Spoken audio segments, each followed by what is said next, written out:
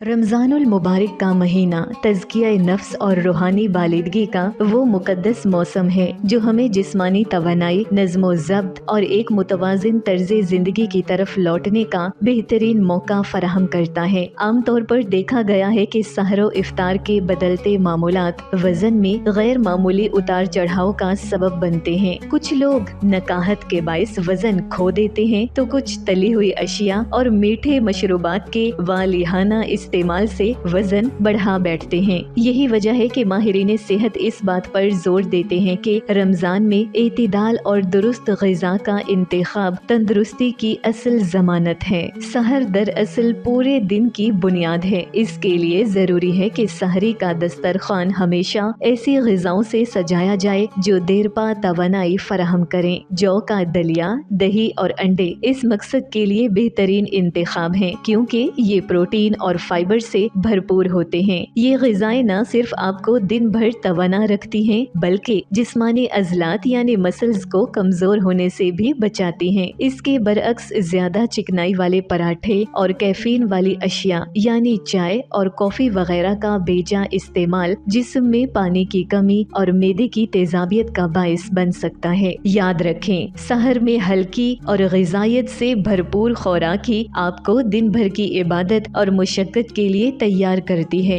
इफ्तार का वक्त एक खास जज्बाती और रूहानी लम्हा होता है, मगर भूख की शिद्दत में अक्सर हम दस्तरखान पर मौजूद तली हुई अशिया की तरफ माइल हो जाते हैं, जो वजन में इजाफे और मैदे पर बोझ डालने की बड़ी वजह है। माहिरीन मशवरा देते हैं कि रोजा हमेशा सुन्नत नबवी के मुताबिक खजूर और सादा पानी से खोला जाए। खजूर फौरी तौर पर शुगर लेवल को मुतवाजिन करके जिस्म को तवानाई बख्शती है। इफ्तार में समोसों और पकोड़ों के बजाय बेक्ड या एयर फ्राइड अशिया को तरजीह देना ज्यादा सूदमंद है। फलों की चाट और घर का बना लीमू पानी जिस्म को हाइड्रेट रखता है और गैर जरूरी कैलोरीज से बचाता है। रोजाना की खुराक को तरतीब देना भी निहायत जरूरी है। सहर का आगाज 2 से 3 खजूरों, 1 गिलास पानी और 1 प्याली दही से करें ताकि मैदा पुरसुकून रहे। इसके बाद जौ या गंदम की दरमियानी रोटी के साथ कम तेल वाला सालन या उबला हुआ अंडा इस्तेमाल किया जा सकता है। इफ्तार के वक्त रोजा खोलने के बाद 1 प्याली फ्रूट चाट या लोबिया की चाट लें ताकि पेट भरने का एहसास हो